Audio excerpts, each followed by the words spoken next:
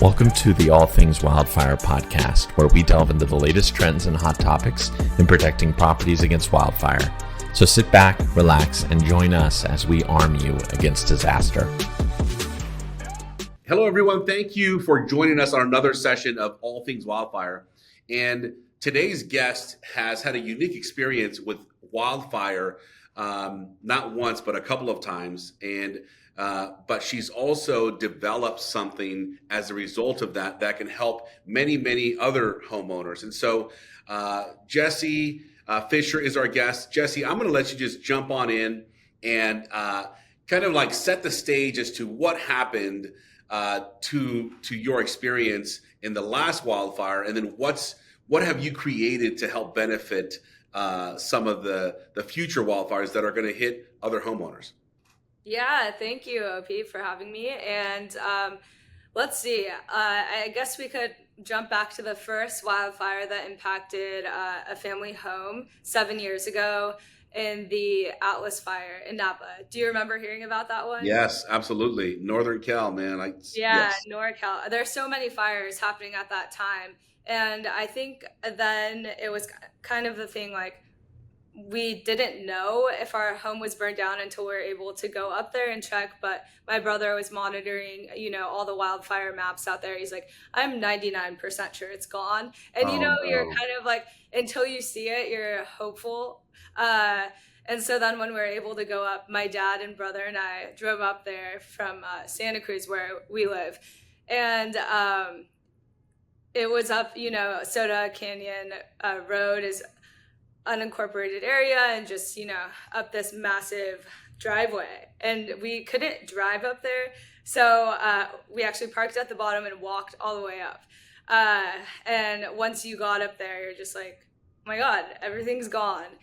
And so we're just assessing the situation, and I think that was the first time I was just firsthand with like the impact of wildfire, and just kind of realized how powerful they can be, and just so quickly. So then the most recent one that happened just a month ago, July 4th, in the French fire, Mariposa, kind of like so that one was a vacation home that I managed, and it was now July 4th of 23?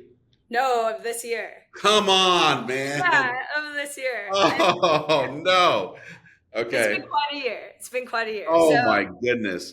Now, really quick, before you jump into that, let me ask you, on the first wildfire, like, take me to that place. You're walking up the hill, and like, are walls still up? Is your roof still up? What's there? Yeah, so I'm trying to remember that one versus the one I just saw. Okay. Oh boy, yeah. But I'll send you all the photos so you can okay. see. But really everything, I think there was still a foundation of a master bathroom standing. Wow. And there's a really big pool there, but everything else just completely shattered. What we're used to seeing is all the rubble, right? You said basically rubble. What about your neighbors? Are your neighbors impacted too? So up there, homes are quite far from each other. So actually our neighbor must have done all the stuff that you talk about on your podcast, because his home was safe, but there are several others that weren't. And I think kind of like the most anxiety I've ever felt was just on your way driving up there, and then you get closer and you're like seeing, oh wow, the wildfire really burned through this or that. So going through that not once but twice really was eye-opening. Got it. Now take us to this recent one that just happened. Yeah, my memory's a little sharper there. Got it. Yeah, so that was a home.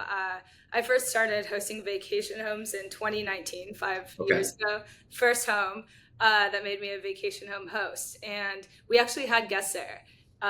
It was a family so our properties are near Yosemite. And it was actually a family who I was working with since March to like plan their family trip there. Wow. And they arrived the day before, it was 4th of July when it happened. And so I get a text message that says, hey, there's smoke nearby, we're gonna evacuate. And I'm like, okay, fires happen often in that area. They put them out. But you commented on like, oh, hey guys, this is normal. Like Yeah. wildfires happen Well, in I saw California the photo. frequently. Exactly. They're from Arizona, and I saw the photo, and I'm like, that does look really close. Let me like text the team that's up there because I wasn't in the area at the time. And it was they were going into town into Mariposa, and I was like, okay, yeah, good to be safe.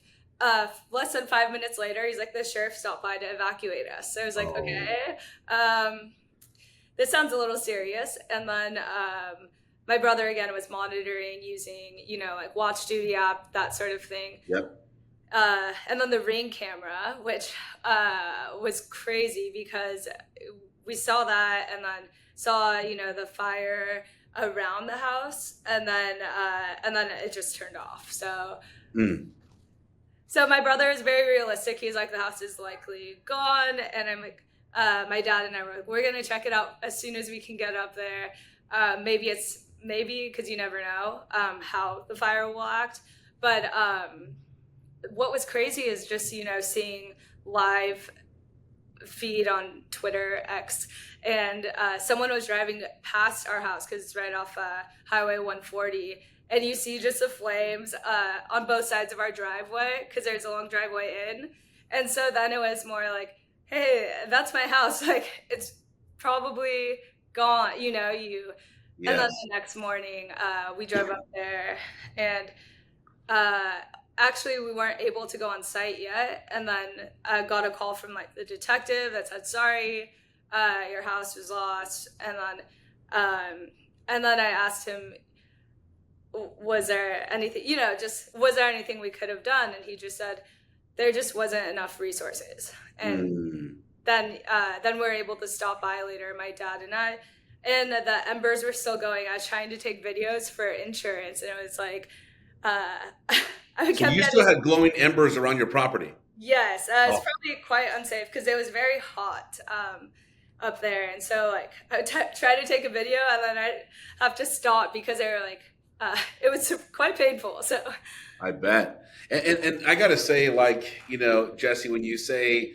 the detective said to you, we just didn't have enough resources, I think that's such a powerful message that all of us as homeowners really need to accept. Oftentimes, some homeowners that I've spoken to say, oh, the fire department is just 5 blocks away, I'm not going to worry about wildfire. And the reality is when you have a concentration of so much fire in different areas, these resources are completely scattered. They're diluted more than anyone can imagine. And we're not going to have the resources that we need. So I think that's such a great message for all of us to really understand that the resources that are out there to help us on our everyday life, it's a different situation when you have magnitudes of wildfire versus one home fire that we're dealing with. So, man, that's got to be tough for you. So now you guys are at the house and you see, is it rubble again? Yes, there's a like fireplace that was still standing, and everything else just. But there was one structure that managed to stay untouched, which was interesting. But yeah, I think with that fire specifically, it moved so quickly and was on the border of the whole town of Mariposa.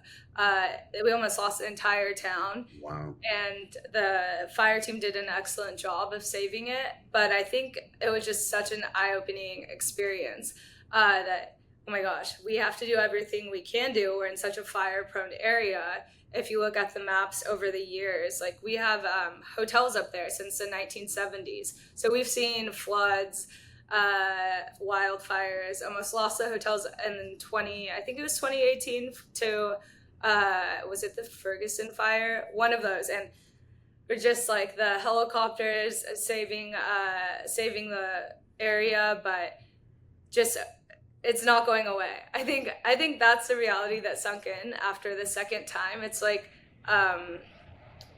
it's not like one-offs. Well, it's not one off. I mean, you've lived it twice so far, right? So some people would say, "Hey, that's kind of, what kind of luck is that?" But what would you say to that? Like when people say, "Hey, that's kind of bad luck," or "It's so unfortunate." Yeah, I just kind of think of it in terms of like facts and the science behind it, the statistics that show. I'm like, actually, it's not unlucky. It's likely. Like the likelihood of that happening is high. So I Boom. think just kind of raising awareness. And once I started listening to all your podcasts, every episode is so educational and really focuses on raising awareness to this new reality.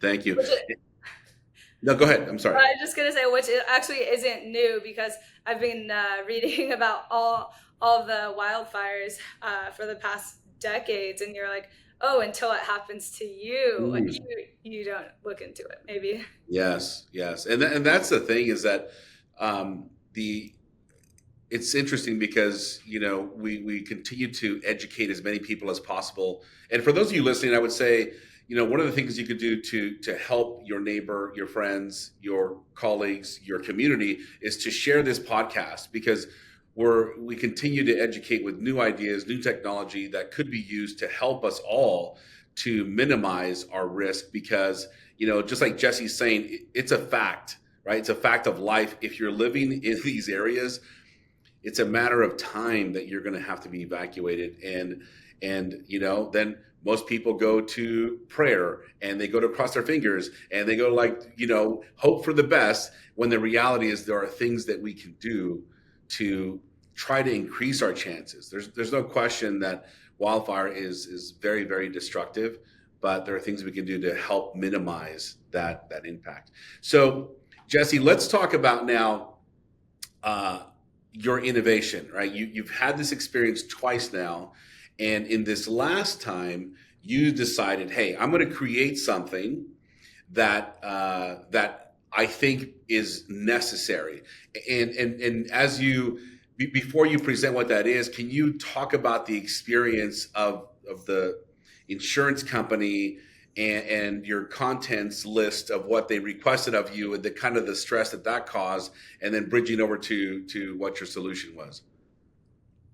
Yeah, definitely. And I think that's the other whole side of the process that people are like, the devastation of losing your home that's focused on, but what comes after the insurance, the rebuild, that's just as painful and a very, very long process. So I think with the house in Napa in 2017, after being like, okay, what are the next steps? And I think I asked multiple times, like, are you serious? That's what they sent over, because the insurance company kind of just said, just create a spreadsheet full of every single item you've had in the house for the last 10 years, include photos, receipts, and we're all working together, right? Like how That's their comment. Hey, give me photos, give me the receipts of everything you ever purchased, and we're working together, right? Is that? Yeah, exactly. So I had to like research it multiple times. I'm like, there has to be some sort of other process that's better than just like put everything you owned on a spreadsheet. So my memory is good, but not that good. And I think that was sort of the idea with all the technology we have. And just the frequency of whether it's a wildfire or a flood, which California has been facing a lot of too. When you lose something, like, don't count on your memory. You'll just know your inventory in your app. So yeah, Stockpile uses. The stockpile's the name of your app that you're creating. I created a prototype for it. I'm Okay. now working on a different thing, but I still think there's a massive need for it. And anyone who would like to continue working on it, I'm happy to share all the market research, the product stuff, and even the customer conversations. I had quite a few people say, can I please use that? I need my inventory taken. So there's a huge demand for it. And so, yeah, the process for that uses AI voice and computer vision. You walk through your room, say which room you're in while taking a video. It detects every item in it and uploads into your app. So if you have vacation homes or Airbnbs, even just for knowing what's there, or storage units, what's in my storage unit. So just keeping better track of all your stuff. And then the next step is like, oh, if it was lost or stolen, or in a natural disaster, then you can select the items that were lost and it submits to your insurance company. So let me ask you this. I know it's just a prototype, but let's just say I scan my office. And as I'm scanning the office, I'm talking to my phone and I'm talking about like the desk and the computer and books and stuff like that. But as it's scanning, is it also identifying items and listing digitally those items that I'm not talking about, or only the things that I'm speaking about? Yeah, so it'll detect the items there, and then based on what you're saying, it'll like assign it to that. So if you're like, Got oh, I it. got this desk from my grandma, and from like this is a material, this is a brand, then it's going to like assign it to that. So Got it. And then the list begins to get created based on your voice. exactly. Nice. So Okay. yeah. I like that. I think we work on the disaster restoration side too, which is after the fire, right? After the water damage, after the wind damage, after the hail damage in certain areas. But I think there's a lot of talk about prevention, which absolutely is essential. But there's also a massive amount of people that, although their homes don't burn down to the ground, they have partial damage, and maybe a part of their home is damaged, or one room is impacted. And when you go in there, you can't even identify some of the items because they're melted and you don't even remember what was there. So I think having a list of inventory list of your home, although that sounds daunting, it sounds like your app could make it easier to be able to do something like that. Because I had one customer that it was 2018, the Woolsey fire. She was referred to me by another person, and she says, "OP, what do you recommend? My house burnt down to the ground in Malibu, and the insurance company said what they said to you, Jesse's like, get a list out and start to document everything that you had. And Mrs. Smith, by the way, we recommend that you put a paper and a pad next to your nightstand every night, because you might wake up at 2 a.m. in the morning and remember that you had these things in your closet. And you're going to want to write that down." Like, this is the advice they're giving the customer. And it's, I guess it's better than nothing, right? But she said to me, "OP, like, what can I do? Like, I have a certain amount of limit of my furniture. And I've done 2 months of listing things, and they've only given me a small amount of money. And they're saying because I don't have receipts." And who does have receipts? I don't know. Right? They're not going to pay me all my money. They're going to give me a small percentage. And so it's so crucial to have that type of inventory. How was your experience with the insurance carrier in making your list and sending that over to them?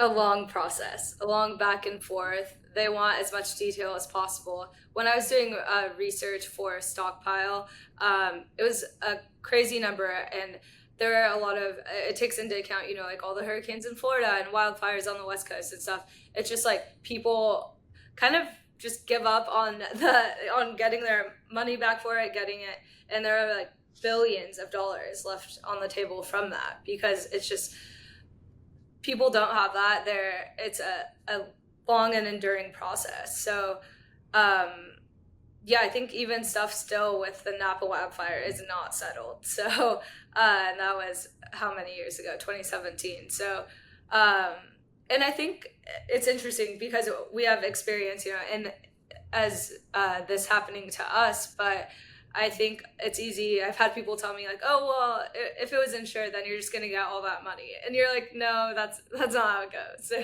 So I think it's also helpful to understand that the process is going, and accept kind of like, if it does happen to you, be ready for this whole other process. So true, because you're right. We think I pay for insurance, they're going to make me whole again, but the reality is they have their requirements too of Exactly. what we need to give to them, and if we can't prove or document enough, then they're going to say, "Hey, I can only pay you for X." Yeah, exactly. And then you get to a point where it's just like, okay, you let it go, I think. So, um, yeah, it's definitely a long process. We're just starting the process for the one that just burned down a month ago. At least we have some insights into how this will work. But I definitely want to say the wildfire community, as soon as that happened again, instead of, I think the frustration went directly into learning mode. And I was like, I need to learn everything about this as much as I can, and then figure out how can we protect our community, like Mariposa, El Portal, Yosemite, do as much as we can because it will happen again. So what can we do to make sure that we have, like, we could put more wildfire cameras, and all the companies that you interview, there are just so many ways. My main goal is to, when it happens again, to be like, what did you do to help manage the situation, and make sure that it was something, and not like just expect that it's not going to happen again, Yeah. Now let me ask you, Jesse. Are you going to rebuild?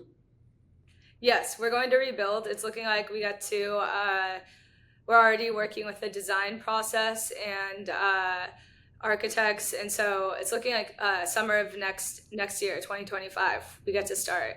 Great.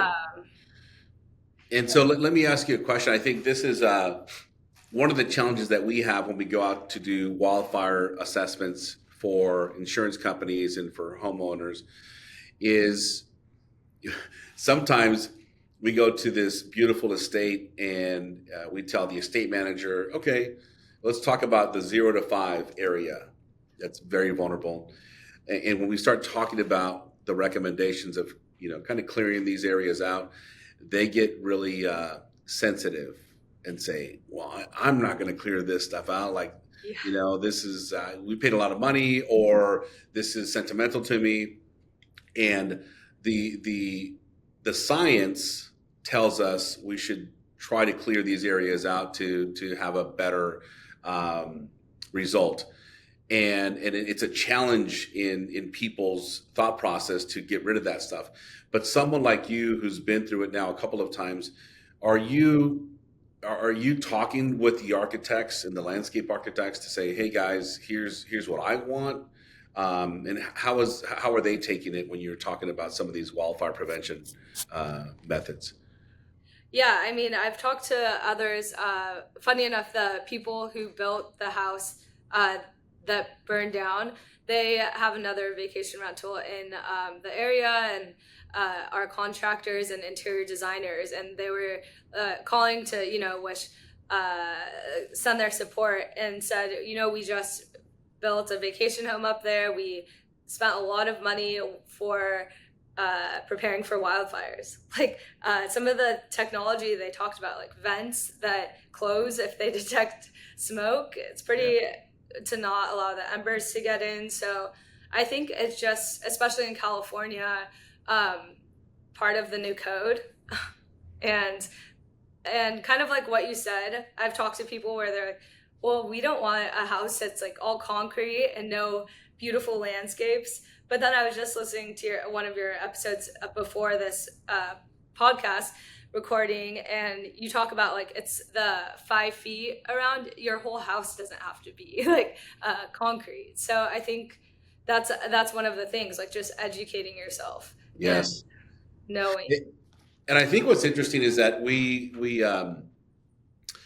part of some of these building and construction associations, and part of what we're doing towards the end of the year is we're going to be talking to landscape designers and educating them on like here's the new code, and I think the people and the architects that can wrap their mind around building a more wildfire safe environment for the property, I think they can look with their creativity. It doesn't have to be all rock, right? It doesn't have to be all concrete. It can be very creative. It can be unique. And I think getting some of those people involved can create some really cool solutions that doesn't look like a desert, right? But it looks still attractive. And we as homeowners are able to still enjoy our home and some greenery, just not right up against the house. So I think there's a great opportunity there for people like that.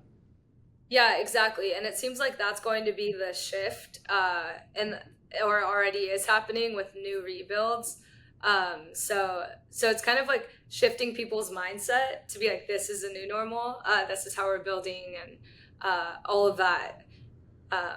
It's been amazing that just a wildfire community, as I mentioned, as soon as that happened, I reached out, like within 72 hours, I had conversations with top tech executives working on the wildfire companies like BurnBot and many others, and Cal Fire experts from like the last 30 years experience from that side, and then also multiple researchers. I was just at the Berkeley Wildfire Lab, and that's more of like the physics of wildfire, but all of them are just such a complex, multifaceted industry that every specialty is like dives so deep into it, and there's just so much to learn. Yes. Now, Jesse, I know that you're kind of an entrepreneur.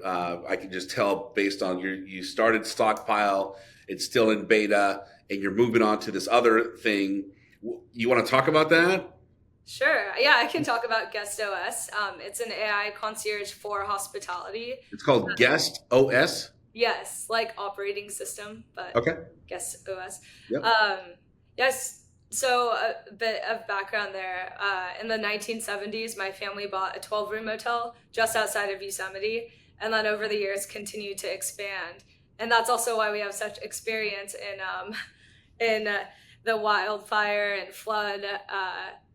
Just having businesses in nature, you're gonna deal with that sort of thing. And why you told your Airbnb guests, oh yeah, you see smoke, okay. No, exactly. It's part of the landscape. Yeah. It's part of the nature experience. Yeah, it's actually amazing because I manage like 6 other properties up there, and you can definitely tell people who have not been in nature ever. But interesting. It's interesting for sure. So yeah, the AI concierge, I believe that every hotel will have one in the future. It's just the technology is here where it can be conversational, multilingual, provide that 24/7 support for questions that the front desk gets all the time. I've been working in the industry since I was 12 years old, and I'm still answering some of the same questions, like what time is check-in or whatever. So just really automating that stuff so we can focus on the in-person interactions. I felt like some of these things are going towards more transactional in the hospitality industry without the warmth of hospitality. So absolutely bringing that back. Nice. And so you're launching this for your family, and then you're going to want to begin to promote this out. Yeah, I've been fundraising this week. We just got our first term sheet, have 5 pilots for hotels, just created a new AI concierge named Chloe for a hotel in Southern California. What's up, Chloe? All right. It's super fun to design this with hoteliers. But so doing that, and I have a podcast called Peak Conversations, and that focuses on leaders in the outdoor industry, which means like their core business is based in the outdoors. And so like the one I just did was with Hunter. He has this thing called In a Landscape, and he takes his grand piano to places like remote locations in nature. and it's like removing barriers from a traditional theater concert hall and bringing in like people who like nature, who would maybe never go to a concert hall. And of course, diving into like how you deal with challenges that nature brings, which I think like you see that all the time on your podcasts. People, it sounds like a lot of people like Max of Rain and other wildfire investors have firsthand been impacted by wildfires. Yes. Yes. And, you know, I think like you, right. And like me, when I was evacuated, I'm like, okay, I can't just pray and I can't just cross my fingers. There's got to be more I can do. And that got me into this road of discovery, just like you. Like, you're like, okay, hold on a second. You know, this is becoming frequent and it's science-based and it's going to happen again as long as I'm in this wildfire area. So I may as well do something about it. So, and I think that's what prompts some of the entrepreneurs to just dive in and go do something. And it's beautiful to see the support around that too in some of the science communities and in some of the colleges and the research that goes beyond that to really try to figure out solutions. And there isn't just one silver bullet solution to this. It's really all of the things together in a holistic approach to try and minimize damage. So, so true, so true. So, look, I love what you're doing, Jesse, and I really do appreciate you sharing your story. I think that a lot of people can be positively impacted, and sometimes, you know, people just need a nudge to just do the things. So, I think sharing your story of your wildfire experiences is powerful. And hopefully, look, if it can help one person to just go do something about it in preparation or documentation, any of those things, they could be better off, not only in the prevention piece, but in the experience of when they do have an insurance claim. So the insurance claims is a whole nother aspect of it that, you know, you've had experience. We have a lot of experience in that and seeing kind of the adverse effects sometimes of what takes place. And let me ask you another question regarding insurance, now that I'm kind of like going through that aspect. Yeah. So what I want to, where did you have more emotional impact? Was it your personal home or was it the Airbnb home that really like got you into this emotional state? Yeah, that's a great question. Actually, I was surprised. I haven't thought about this situation before, but it was actually way more emotional to lose this vacation home because there are hundreds of families and groups that have been there. I was like reading the reviews from the home, and it was just so heartbreaking because it's like that home was so special to hundreds of people. It was like their first gathering after COVID. It was you know, just so many people's special times, and some of the reviews that were left, it just was like, wow, that home really meant so much to them, and like to be able to create that spot in nature where they could get away from their day-to-day and just focus on time with family and friends. So that's the motivation behind rebuilding it. You know, I still haven't, of course we had to, it was so strange, you know, like people, especially in startup world, they're like, oh, I'm putting out fires, all this. And then I was like, no, I actually am like putting out a fire. My house burned down. So I'll be back in a couple hours, whatever days. So that was interesting. But yeah, even having to tell all the guests, like we had so many guests lined up to stay and who were so excited. And it was like the message that said, oh, we're so excited. We've been looking forward to this for 6 months. And then I have to tell them, hey, we just lost our home to the French fire. Like, it was just really sad. And I'm going to be sending out an email to every guest who's ever stayed with us, like updating them. We had guests return like for 4 years in a row, and it was just a routine and tradition. And so just letting them know, having them involved in our rebuild process, community is at the core, right? So I love that. And you know what's interesting? I thought for sure you were going to say that it was your personal home that you were more emotional about. But it makes a lot of sense what you're saying, because I imagine now, like if I had my home as Airbnb or a home, and I got all these reviews of people enjoying the space, loving this or that, and now like you've got a library of what emotions you created for these families, and you get, you high five yourself and go, man, we're doing a great job, love it, let's keep up like the upkeep of the area and our delivery of our service, and then it goes away. Like, wow, like, I think as an individual homeowner, you have these memories, but you're not five-starring your experiences every day.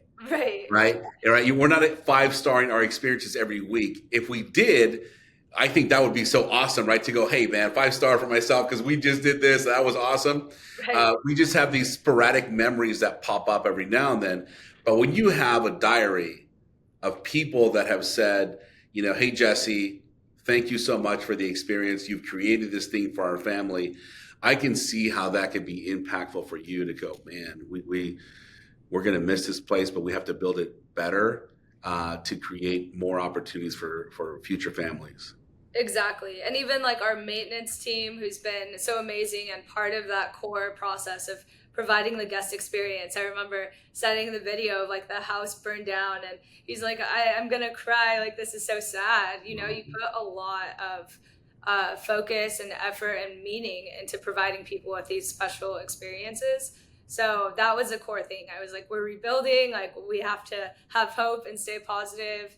And then like kind of the wider thing is, you've talked about this a lot on your podcast, but making sure that it's like one single individual home doing the work is not going to make the community safe. So I've been focused on processes involved to like get us part of the Firewise community and piloting with some of these tech companies, like getting the grants. What are the right next steps to do these things? And so my first month after this happened has just been learning. And now I think it's, I'm at a place where it's like, okay, there's some clear next steps. So everyone in the community is super supportive, and I appreciate it. Congratulations, Jesse. I think that, you're onto something, and then we'll be talking. I've got my thoughts are moving on a few different directions, so I'll definitely want to stay connected with you. Is there anything you would love to share and leave with our guests? You've shared a lot already, and I think it's been very impactful and powerful. But is there any last comments you want to leave? I think the first step would just be to start listening to your podcast, because and I'm not like, like, I swear he didn't pay me to say that. I just have learned so much from it, and I love the diversity of guests you have, the different expertise and insights. Every episode I learn something new, and I think it's kind of like training my brain to be like, okay, like this is our future. And even though a month's passed by, I watch duty, the notifications for that, because you have it set on your area codes, my heart rate like spikes every time. I'm like, here we go again. Like, right. I think listening to your podcast, taking videos, photos of like each room, just have it as an album, and just know that if you are caught in this situation, the community is just so strong, and and willing to help and give advice. And that was the core of everything. Like, I was very focused on learning from each expert in the industry, and they each of them took the time to like take a second and just say, I'm so sorry for what happened. And I'm like, oh yeah, that's right. Like yeah, because sometimes you get so focused on, hey, I need to learn, I need to do this and that, and they're like, whoa, like you're going through it, right? Yeah. And so exactly. So yeah, ever since, and then just like you said, just kind of build with this in mind in the future. Yes. Boom. Love it. Love it. Well, Jesse, thank you so much for sharing. We're going to add some of your links on here, and I'll do some B-roll inside so people can see some of the ring camera footage. I think is going to be powerful too.